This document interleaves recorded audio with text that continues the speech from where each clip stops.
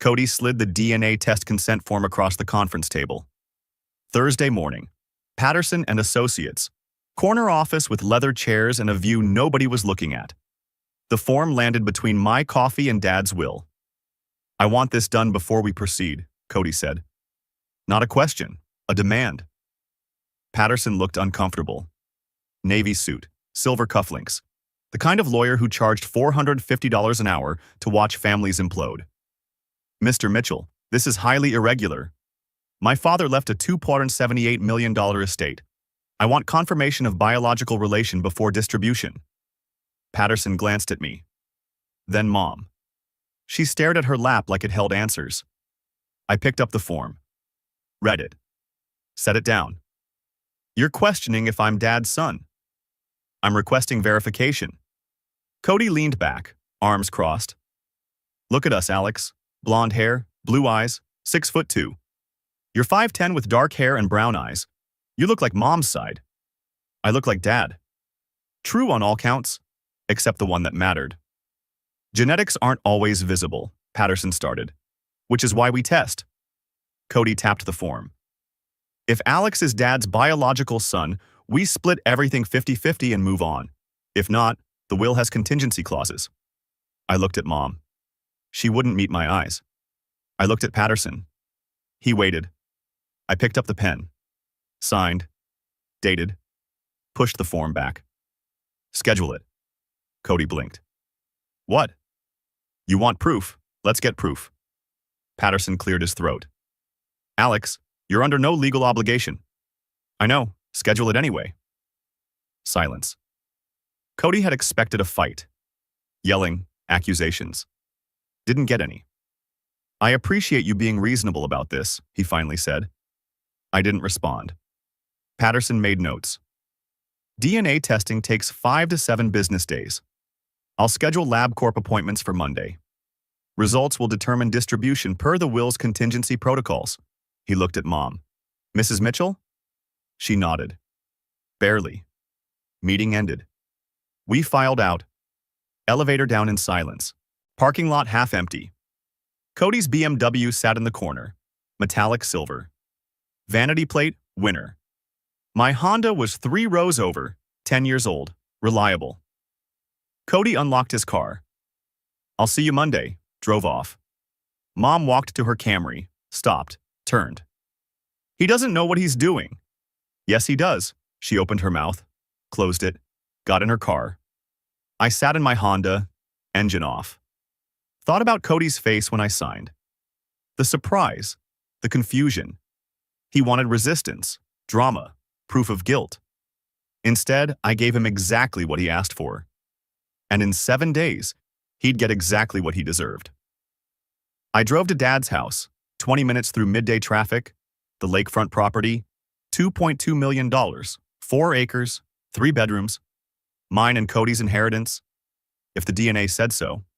I had keys. Let myself in through the side door. Place smelled like Dad. Coffee, wood stain, old books, everything exactly where he left it. Jacket on the chair, boots by the door, remote on the armrest. Patterson had asked me to start sorting personal items per estate protocol. I started in the living room. Photo albums. Tax returns from the 90s. Dad's high school yearbook. Packed them into boxes. Moved to the office. Desk covered in boat magazines and unpaid bills. Dad passed away working on a boat he'd never finish. I opened the desk drawers.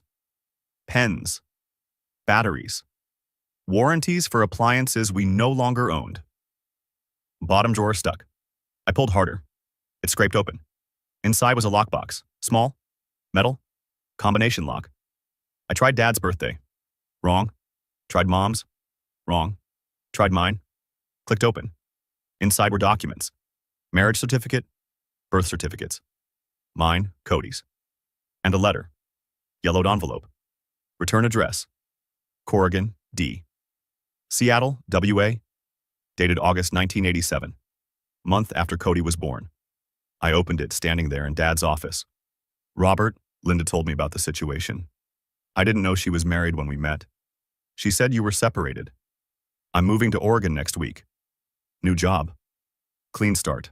I don't know if the kid is mine. Honestly, don't want to know. If you're raising him, he's yours. I won't interfere. Sorry for the mess. David. I read it twice, then photographed it. Saved to cloud. Backed up twice. Kept digging through the lockbox. Medical records. Dad's. From 2023. Oncology appointment notes. Handwriting in margins. Need to update will, paternity clause, just in case boys fight over it. Dad knew. Even near the end, he knew this might happen. I photographed those too. Put everything back. Closed the lockbox. Left it in the drawer. Kept packing. Found Dad's journal in the closet. Leather-bound. Worn at edges. Flipped through pages. Entry dated June 14th, 1987. Linda told me today, about David, about Cody, about everything. It doesn't change how I feel. He's mine regardless of biology, but someday this might matter. Writing it down just in case. Another entry, March 2024. Saw Alex today. Fixed the furnace without being asked. Didn't want payment. Just did it. Cody calls twice a month asking for money. Never offers help. I know which one earned this inheritance. I stood there holding that journal. Dad knew. Always knew. And he chose me anyway. Not because of blood. Because of everything else. I photographed 5 pages. Backed them up. Put the journal back exactly where I found it. Finished packing the office. 3 boxes loaded into my car. Locked up. Drove home. My apartment felt smaller after 3 hours in Dad's house. I made coffee, sat at my kitchen table, opened my laptop. Drafted an email to Patterson. Found some documents while sorting Dad's belongings. Maybe relevant to estate proceedings. Available if needed. Attached nothing. Just letting him know I had evidence. Sent it. Patterson replied in 12 minutes. Noted. Thank you for the update. I closed the laptop. Thought about Monday. The DNA test. The results that would follow. Cody questioned my paternity in front of a lawyer. Made Mom sit there in silence. Demanded proof like I was a fraudulent claim. He could have pulled me aside. Asked privately. Handled it like family. Instead, he made it a legal proceeding. So now it would be handled legally. And legal didn't care about who looked like who. It cared about chromosomes. Science. Numbers that don't lie. I pulled out my phone. Scrolled to photos. Found the one of Dad's journal entry. I know which one earned this inheritance. Read it 3 times. Then, put my phone down. Poured a second cup of coffee even though it was 6 p.m. Monday would come. The test would happen, results would follow. And Cody would learn that looking like someone and being someone's son aren't the same thing. But that would come later. Right now, I had 4 more days to prepare. 4 days to gather every piece of evidence. 4 days to make absolutely sure that when this exploded, I'd have receipts for everything. Because Cody wanted proof? I'd give him proof, just not the kind he expected. Friday morning, I went back to the lake house. More packing, more sorting. Estate protocol required everything documented. I worked through Dad's bedroom, closet, drawers, nightstand. Found his watch in the top drawer. The Seiko with the silver band. Engraved on the back. To Robert, love always. Linda, 1985.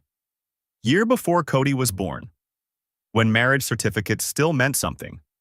I put it on my wrist, fit perfectly, kept packing. Under the bed I found a shoebox, opened it. Letters, cards, all from me. Father's Day cards from when I was 8. Thank you notes from college. Birthday cards I'd mailed from my first apartment. Every single one saved. I looked for Cody's cards, found 3. All generic. To Dad, happy birthday. Mine had drawings, messages. You're the best dad ever in crayon. Dad kept them all. I closed the box, set it aside for myself. Bathroom cabinet, old medications, shaving cream, aspirin, and a folder tucked behind towels. I pulled it out. Legal documents, estate planning notes, first draft of the will. Dated 2019. Distribution. Equal split between both sons. Second draft. 2023. Distribution. Primary assets to biological heir in event of dispute. Dad updated the will after his cancer scare, after he wrote in his journal about who earned what. He'd seen this coming. Knew Cody would question it eventually, and he'd planned for it. I photographed the drafts, both versions, saved everything to cloud, packed the folder in my box, spent 6 hours at the lake house that day, filled 7 boxes, loaded them in my Honda, drove home as the sun set. That night I organized everything, created a folder on my laptop, labeled it Estate Evidence. Inside went photos of David Corrigan's letter, 1987, Dad's journal entries, 1987-2024, medical records with notes, will drafts showing intentional changes, the box of cards. Dad saved. Everything documented. Everything backed up. Everything ready. Cody wanted a fight? He'd get paperwork. Monday morning arrived cold and gray. LabCorp downtown. Appointment at 9 a.m. I pulled into the parking lot at 8:55. Cody's BMW already there. He sat inside scrolling his phone. I parked 3 spaces over, got out, locked my door, walked toward the entrance. His door opened. "Alex, hey." I stopped. He jogged over, breath visible in December air. "I appreciate you doing this. Really. Shows you've got nothing to hide." I adjusted Dad's watch on my wrist. The Seiko caught morning light. "You demanded the test, Cody. I'm just following through." He noticed the watch. His expression flickered. "That's Dad's." "Was." Patterson said I could take personal items while sorting the estate. He looked like he wanted to say something. Didn't. We walked inside together. Waiting room was standard medical. Gray chairs, outdated magazines. Fake plant nobody dusted. Nurse called us back at 9:07. Small room. 2 chairs, supplies already laid out. She verified IDs, photographed our driver's licenses, explained the cheek swab process. Results take 5 to 7 business days. You'll receive them via email and physical mail. Attorney's office will receive copies as well. She swabbed Cody first. Inside of cheek, 30 seconds, sealed in a tube labeled Subject A, Cody James Mitchell. Then me. Same process, quick, clinical. Tube labeled Subject B, Alex Robert Mitchell. Reference sample from Dad obtained during autopsy per estate law. Whole thing took 14 minutes. We walked out together. Parking lot, cold wind, gray sky. Cody stopped at his car. "When this comes back, I want you to know." "Don't," I cut him off. "You made this a legal issue. It'll be resolved legally." I got in my Honda, drove away without looking back. 5 days until results. 5 days until Cody learned the truth. 5 days until everything changed. But I was ready. Had been ready since the moment he slid that consent form across Patterson's desk. Some people think preparation is about having answers. It's not. It's about having receipts. And I had every single one. Thursday morning, Patterson's office, 2 p.m., 6 days since the DNA test. Same conference room, same leather chairs, same view nobody was watching. Different atmosphere. Cody sat forward, confident, relaxed, dressed like he'd already won. Mom sat rigid, hands folded, knuckles white. I wore Dad's watch, the Seiko, and the same blue button-down from the first meeting. Patterson entered, closed the door, sat down, opened a manila folder. "Thank you for coming. I have the DNA results from LabCorp." Cody leaned forward. This was his moment. Patterson pulled out the document. Subject 1, Cody James Mitchell, age 38. Pause. Reference sample, Robert Allen Mitchell, deceased. Longer pause. DNA match, 0.0%. The room went silent. Conclusion, no biological relation detected. Cody's smile froze. Patterson continued. Subject 2, Alex Robert Mitchell, age 35. DNA match, 99-97%. Confirmed biological son. I watched Cody's face drain of color, watched his hands grip the armrests, watched his whole world collapse in the space between heartbeats. Patterson set down the paper. Per the will's contingency clause, primary estate assets transfer to the confirmed biological heir.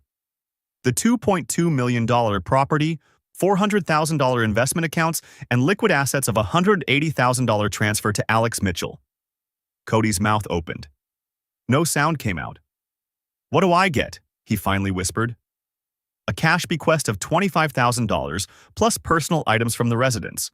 Your father specified, to the son I raised with love, regardless of blood." "25,000? Cody's voice cracked. "I'm his son." "Legally, no. Emotionally, that's between your family." Cody looked at Mom. Tell them this is wrong." Mom started crying, the guilty kind. "Mom." She couldn't look at him. "Mom." Her voice came out barely above a whisper. "I had an affair, 1987. His name was David Corrigan." The room went ice cold. "What?" Cody stood up, swayed slightly. "Your father knew from the beginning. He chose to raise you anyway, as his own." "You lied to me for 38 years, Mom sobbed. Cody turned to me. "You knew." Not a question. "You knew and you let me do this. You sat there and watched me humiliate myself." "You demanded the test," I said quietly. "I took it. This is what you wanted." "What I wanted was for Dad's funeral to be about Dad. Not about you questioning whether I'm family." Cody grabbed his coat. Walked out. Door slammed. Engine started in the parking lot. Tires screeched. Gone. Mom collapsed into fresh sobs. Patterson waited until she left with Aunt Sarah, who'd been waiting outside. Then he pulled an envelope from his briefcase. "Your father left this, to be given to you only if the DNA test occurred." The envelope was sealed. Dad's handwriting. "To Alex, if Cody took the test." I opened it. "Alex, if you're reading this, Cody chose pride over family. You don't owe him mercy. The house is yours legally. More importantly, you earned it. You were the dependable one, the loyal one. Cody got my money growing up. You got my values. I'm proud of you. Love, Dad." First time he'd ever written those words. Had to breathe his last for me to read them. Patterson handed me transfer documents. "Property transfers December 20th. I'll handle the paperwork." I signed. Left. Sat in my Honda in the parking lot for 10 minutes.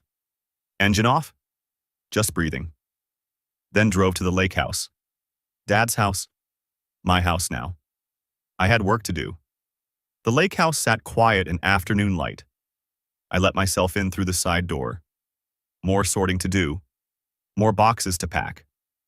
But first, I needed to finish what I'd started. I went to the garage. Dad's workspace. Tools on pegboards. Boat on blocks. Half-finished project he'd never complete.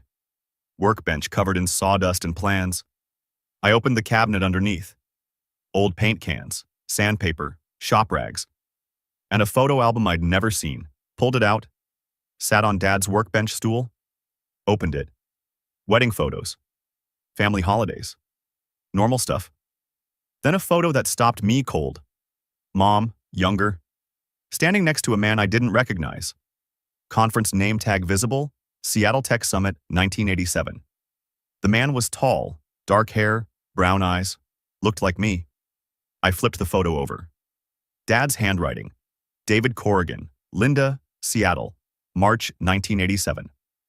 Dad had kept a photo of the man Mom cheated with. Filed it in an album in the garage where no one would find it.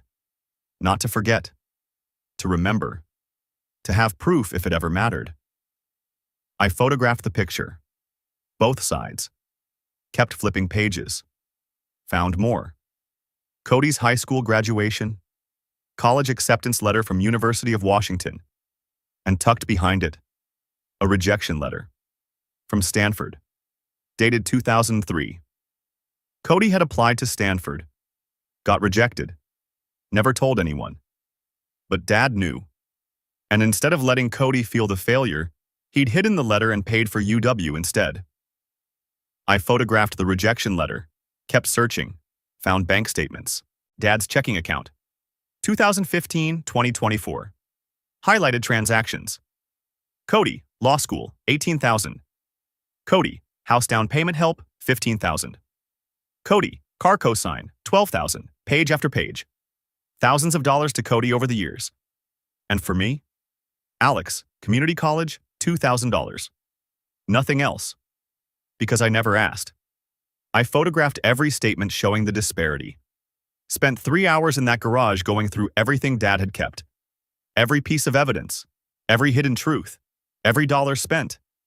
By the time I finished, I had a complete picture. Dad raised Cody knowing he wasn't his biological son. Paid for everything. Supported everything. Hid his failures. Enabled his life.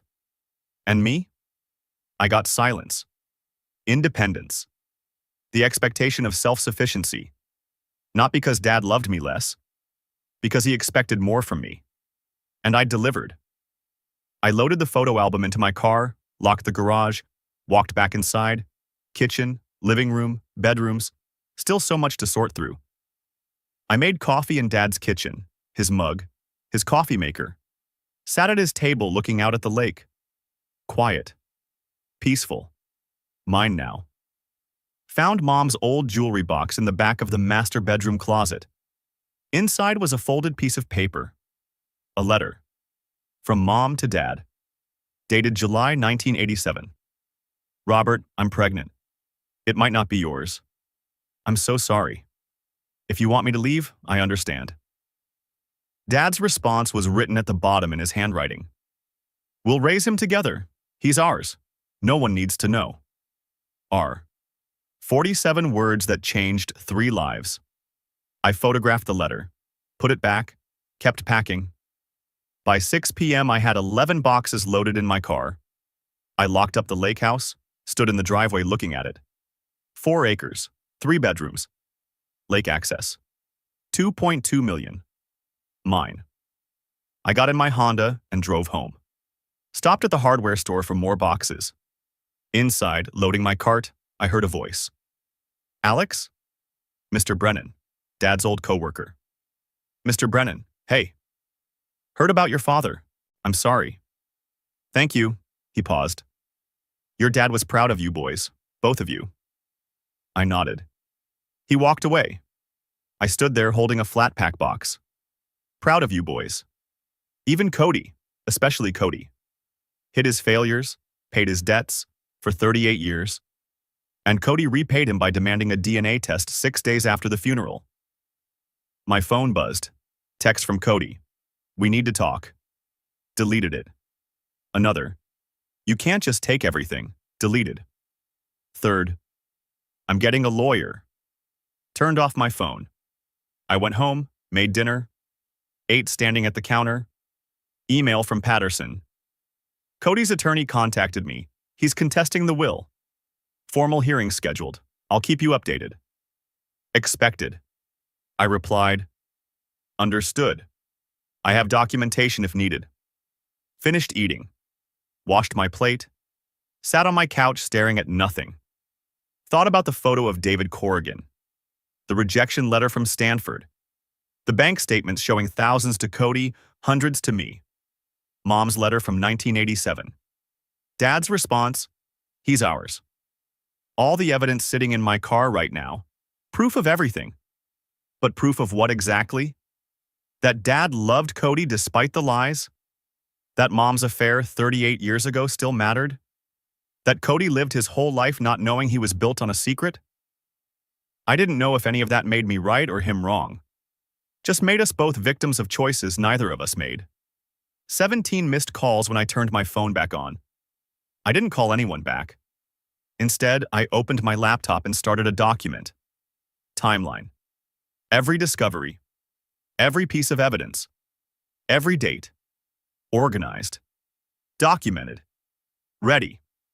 If Cody wanted a legal fight, I'd fight legally. No emotion, no drama. Just paperwork and facts. The way Dad would have handled it. I worked until midnight. Then closed my laptop, turned off the lights. Went to bed thinking about what came next.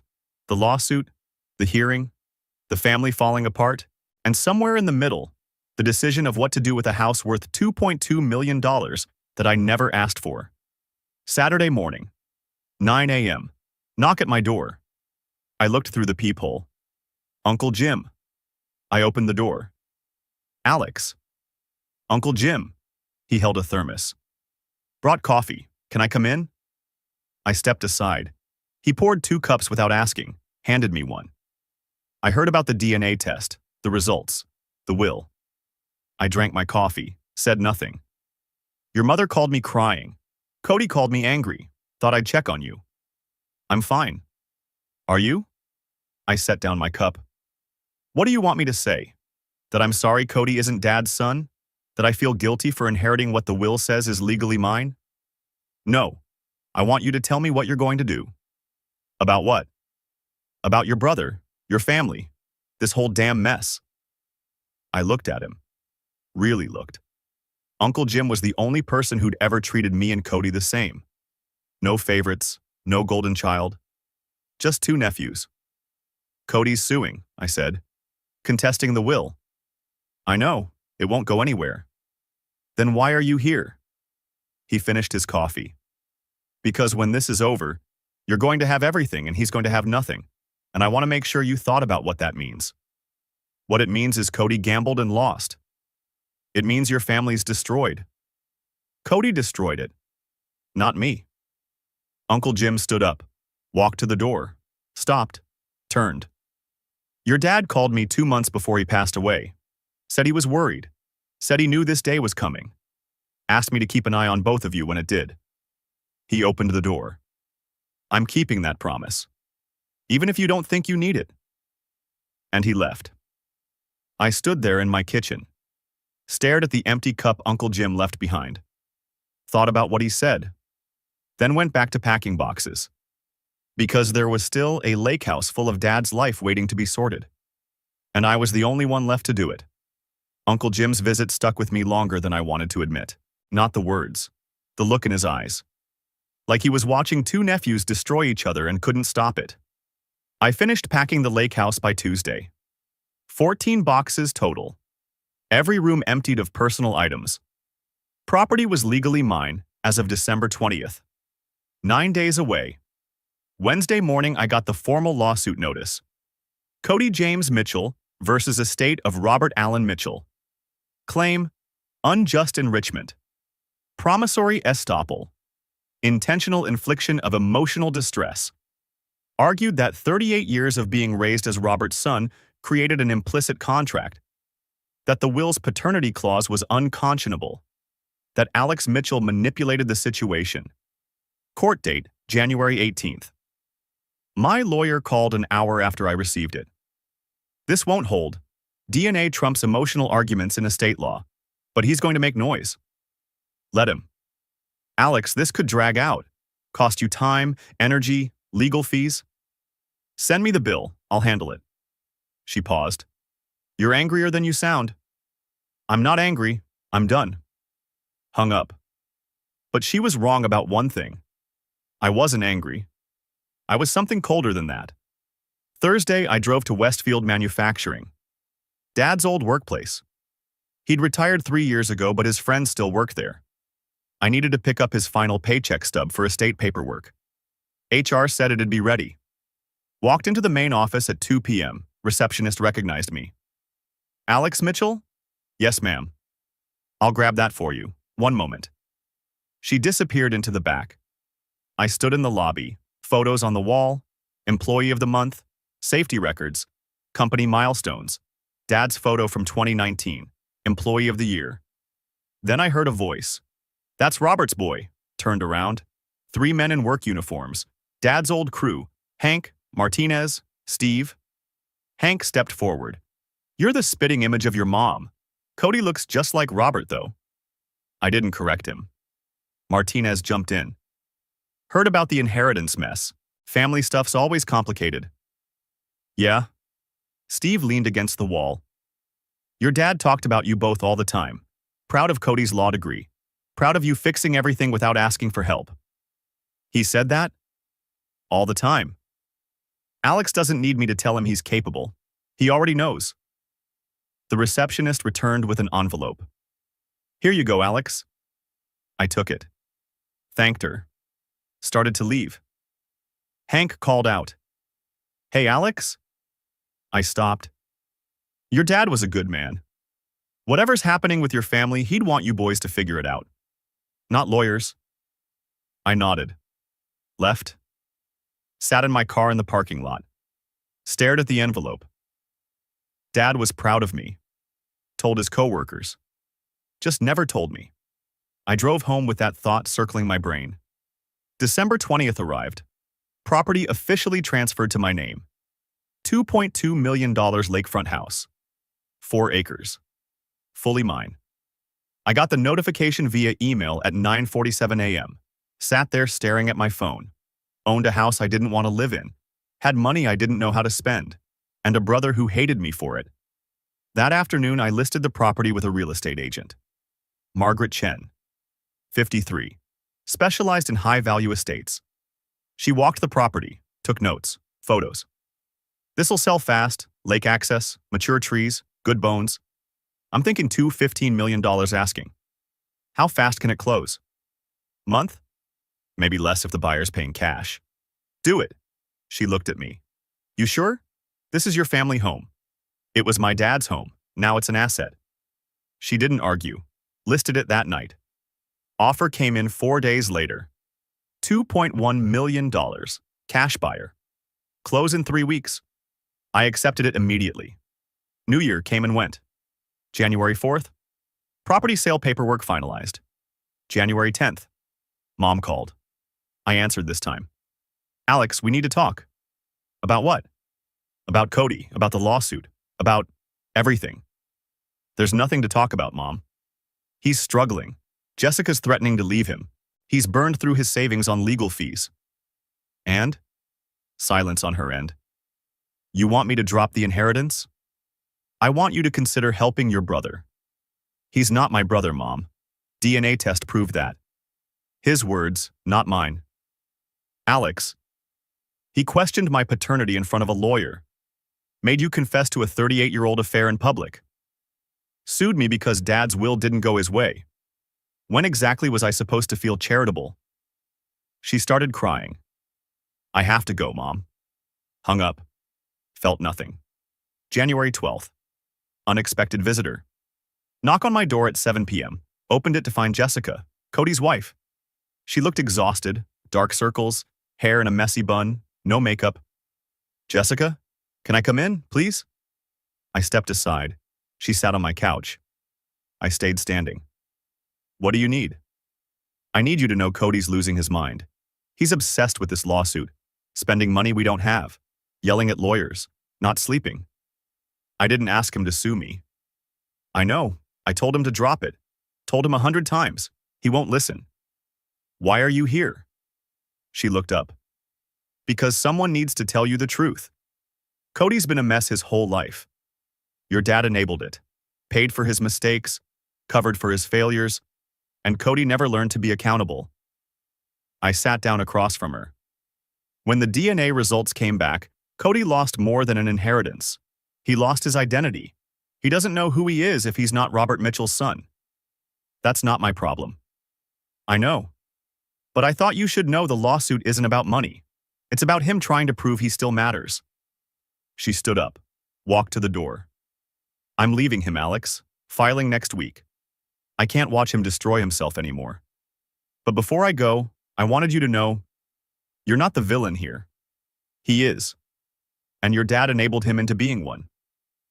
She left. I sat there for an hour processing that. Cody's wife sided with me. The one person who should have defended him walked away instead. January 15th, 3 days before the hearing. Aunt Sarah called. Your mother's book club knows everything. The affair, Cody, the DNA test. It's spreading. How? Your mother told them. She was distraught. Needed someone to talk to. Great. People are talking, Alex. Some think you're cruel. Others think Cody had it coming. I don't care what people think, she sighed. Just be prepared. Court's going to be ugly. She hung up. January 18th. Courthouse. 9 a.m. I wore Dad's watch. Blue button down. Game face. My lawyer met me outside courtroom D. Ready? Let's finish this. Inside, Cody sat with his attorney. Young guy, cheap suit, looked nervous. Mom sat in the back row. Aunt Sarah next to her. Uncle Jim on the opposite side. Alone. Judge Hendricks presided. Man in his 60s. No nonsense type. Reviewed the case file for 5 minutes. Then looked up. Mr. Mitchell, Cody Mitchell, you initiated DNA testing to contest inheritance. Correct? Cody stood. Yes, Your Honor. Results confirmed you are not the biological son of the deceased, correct? Yes, but... And the will explicitly states primary assets transfer to biological heirs in event of paternity dispute, correct? Cody's lawyer stood. Your Honor, my client was raised for 38 years as Robert Mitchell's son. The emotional reality? Judge Hendricks held up his hand. Counselor, I've read your brief. Emotional arguments don't override genetic evidence in estate law. The deceased was aware of the paternity situation, made provisions accordingly. He looked at Cody. Your father left you $25,000 and personal items. That was his choice. This court will not override a clear, legally sound will based on feelings. Gavel. Case dismissed. 8 minutes start to finish. Cody's lawyer tried to speak. Your Honor, if we could... Dismissed, Counselor. Next case. We filed out. Hallway. Cody stood frozen, staring at nothing. His lawyer handed him papers. Invoice, probably. Walked away. Mom approached Cody. He pulled away from her, walked to the exit alone. I watched him go. Uncle Jim caught up to me. You won. Yeah. Feel good about it? I feel done. He studied my face. What now? Now I move on. January 25th. Lake House sale closed. $2.1 million minus closing costs and agent fees.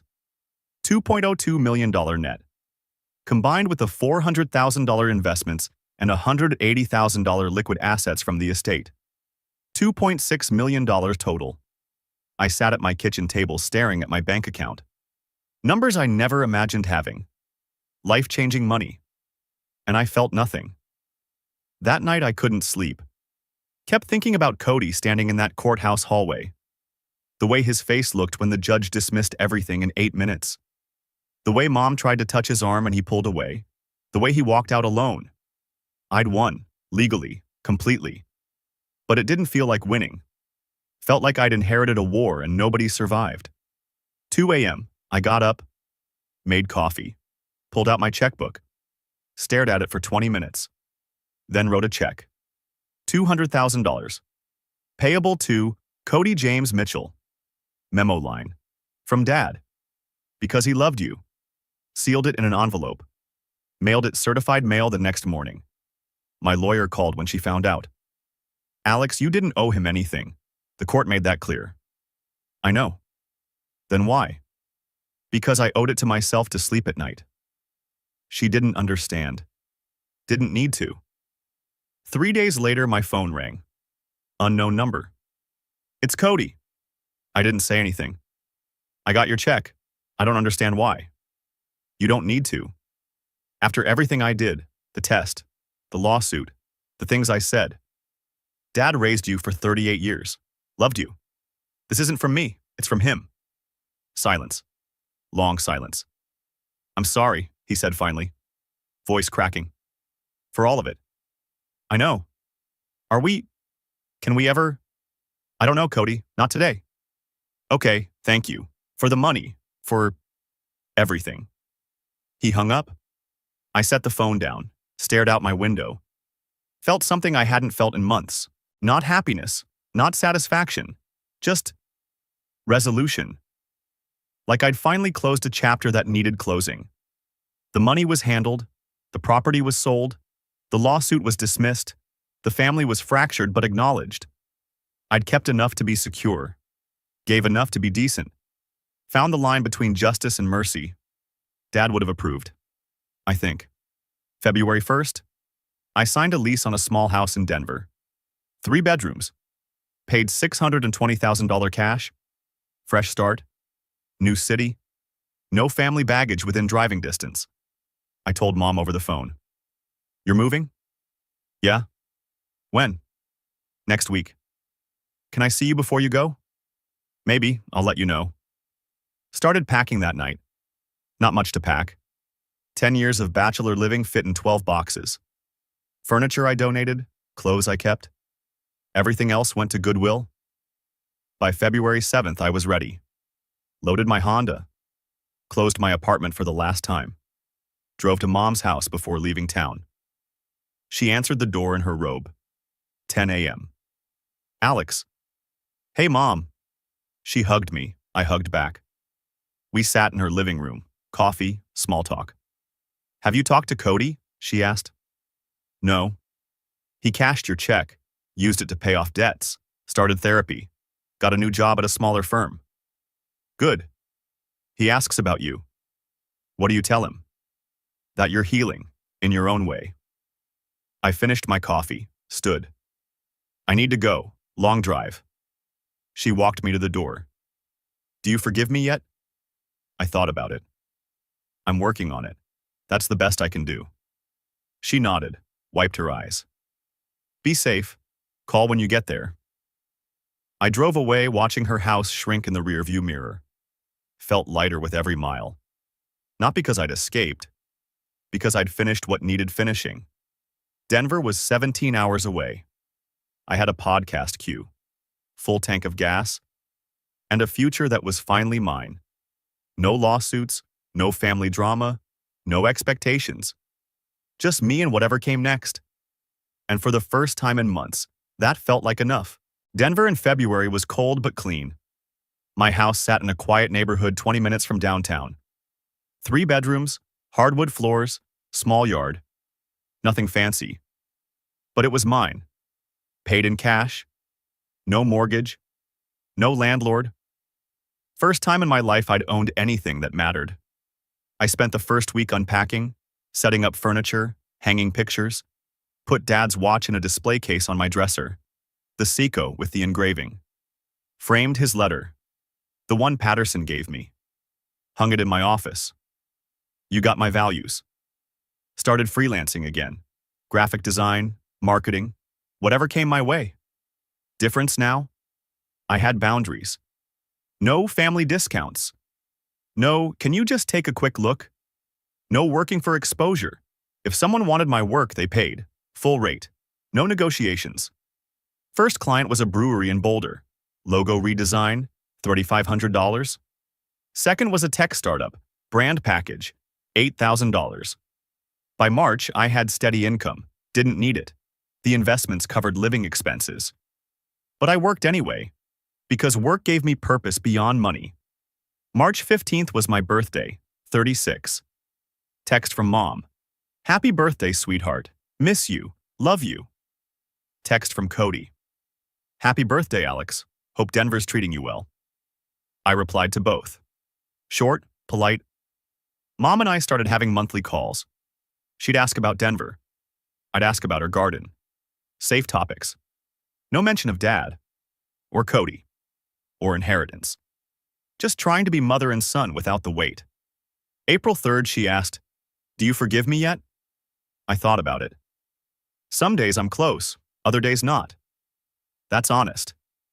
It's all I have. She accepted it. Cody and I texted on birthdays and holidays. Nothing more. Surface level. Distant. But we existed to each other again. That was something. May brought an email. Subject. Thank you. From Cody. I almost deleted it. Opened it instead. Alex, I'm not good at this. Never have been. But Jessica told me if I don't say it now, I'll never say it. I was wrong. About the test. About the lawsuit. About everything. I spent 38 years being Robert Mitchell's son. When I found out I wasn't, I lost my mind. Felt like everything I was got erased. But therapy's helping. I'm learning I was never Robert Mitchell's son. I was just Cody. And I need to figure out who that is without a famous last name or a trust fund or someone fixing my mistakes. The $200,000 you sent changed my life. Paid off debt, gave me space to breathe. Started over. I don't expect us to be brothers again. Don't think I deserve that. But I wanted you to know I'm trying. I'm sorry for everything. Cody. Attached was a video. I clicked it. Cody sitting in his apartment. Messy hair, t-shirt, no suit. Hey, Alex. I wanted to record this because I'm bad at phone calls and worse at writing. He looked uncomfortable. Real. I've been thinking about Dad a lot, about what he taught us. Or tried to. Pause. He taught me that love means showing up. He showed up for me every day for 38 years even though I wasn't his. Never made me feel different. His voice cracked. And he taught you. That love means doing the right thing even when it's hard. You gave me money you didn't owe me, after I sued you, after I questioned if you were family. He wiped his eyes. I don't know if we'll ever be close, but I wanted to say thank you, and I'm sorry. And I hope you're happy, because you deserve to be. Video ended. I watched it 3 times, then closed my laptop. Sat there for a long time. Cody was trying. Actually trying. Didn't fix everything. Didn't erase the damage. But it was something. June 12th was Dad's birthday. Would have been 68. I drove to a park near my house, sat on a bench, brought nothing, just sat. I sold your house, I said to the air. Got $2.1 million, gave Cody $200,000. Kept the rest. Hope that was right. Wind blew through the trees. Kids played on swings nearby. He's doing better. Therapy. New job. I pulled out Dad's watch. Looked at the engraving. To Robert, love always. Linda, 1985. Year before everything got complicated. I don't know if you'd be proud or disappointed. You said I got your values. I'm trying to live up to that. Sat there 20 more minutes. Didn't say anything else. Just sat with Dad one last time. Drove home feeling settled. Good settled. Like finishing a book you weren't sure would end right. July brought a surprise. Package at my door. No return address. Inside was a photo album. Old, leather-bound. Note attached in Mom's handwriting. Found this while cleaning? Thought you should have it. Mom. I opened it. First page. Me and Dad. Age 6. Fishing trip. Next page. Me and Dad. Age 12. Building a treehouse. Next. Me and Dad. Age 15. My first car. Page after page. Moments I'd forgotten. Every photo just me and Dad. No Cody. Last page had a note in Dad's handwriting. Dated March 2025. Month before he passed. Alex, if you're reading this, I'm gone. These are my favorite memories. Not because Cody wasn't there, but because these were the times you didn't need anything from me except time. That's what I valued most.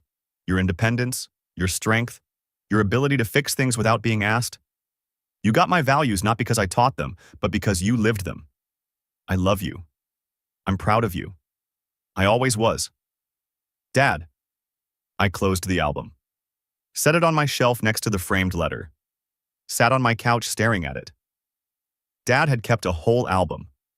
Just for me. Moments I didn't know mattered. And he'd left a note knowing someday I'd need to read it. That night I called Mom. I got the album.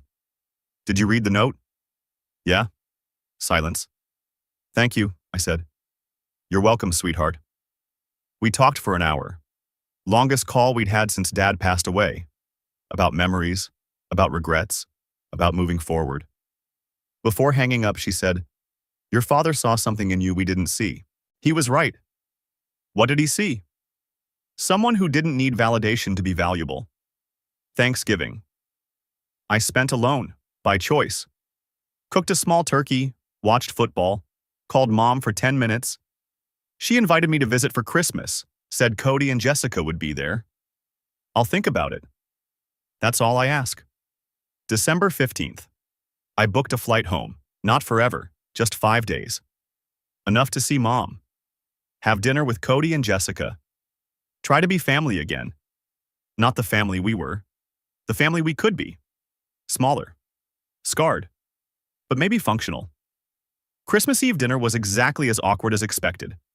Mom's house, small table, 4 place settings. Me, Mom, Cody, Jessica. No one knew what to say at first. Jessica broke the ice. Alex, tell us about Denver. I told her about my house, my work, the mountains. She told me about her job, marketing, remote work. Cody stayed quiet mostly. Ate. Listened. Halfway through dinner, he looked at me. I'm glad you came. Me too. That was it. No speeches, no apologies, just acknowledgement. After dinner, we sat in Mom's living room. Coffee, dessert. Cody pulled out his phone.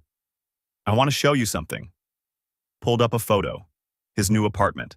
Small, clean, decorated minimally. Paid off my debts, got my own place. Fresh start. Looks good. It's not much, but it's mine. I understood that more than he knew. Before leaving, Cody walked me to my car. I know we're not close, might never be, but I'm glad we're not enemies. Yeah, me too.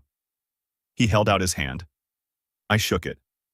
Drove away watching Mom's house disappear in the mirror. Didn't feel sad, didn't feel relieved. Just felt done. Not angry done, not bitter done, just complete. I flew back to Denver the day after Christmas. Back to my house, my routine, my life. Started a new project. Website redesign for a nonprofit. Pro bono. Because I had money I didn't need and time I could spare. New Year's Eve. I sat alone in my living room. No party, no plans. Just me and a beer in silence. Thought about the year. Dad's death. DNA test. Lawsuit. 2.6 million, moving to Denver. Cody's apology. Mom's album. Christmas dinner. All of it. Not good. Not bad. Just what happened. And I'd survived it. Came out the other side intact. January 3rd. Knock at my door. Unexpected. Opened it to find Uncle Jim. Uncle Jim, what are you doing here? Drove up. Wanted to see how you're doing. I let him in. We sat. Had coffee. Talked. Your mom told me you came for Christmas. Yeah. How was it? Awkward, but okay. He nodded. Your dad would be glad you tried. You think so? I know so. He called me before he passed. Said he worried you'd hate Cody after the will reading. Said he hoped you'd be bigger than that. I gave him $200,000. I heard. That's exactly what Robert meant. Uncle Jim finished his coffee. Stood. You did good, kid. Better than most would have. He left. I stood at my door watching him drive away. Felt something I hadn't felt in months. Pride. Not in the money. Not in winning. In the choice I made when I didn't have to make it. That was Dad's value. The one I inherited. Not wealth. Character. I'm 36 now. Own a house in Denver. Have $2.4 million invested. Work when I want. Say no when I don't. Mom visits twice a year. Cody texts on holidays. We're not the family we were. We're the family we became after everything fell apart. Smaller, scarred, functional enough, not the ending I expected. But it's mine. And I'm okay with that.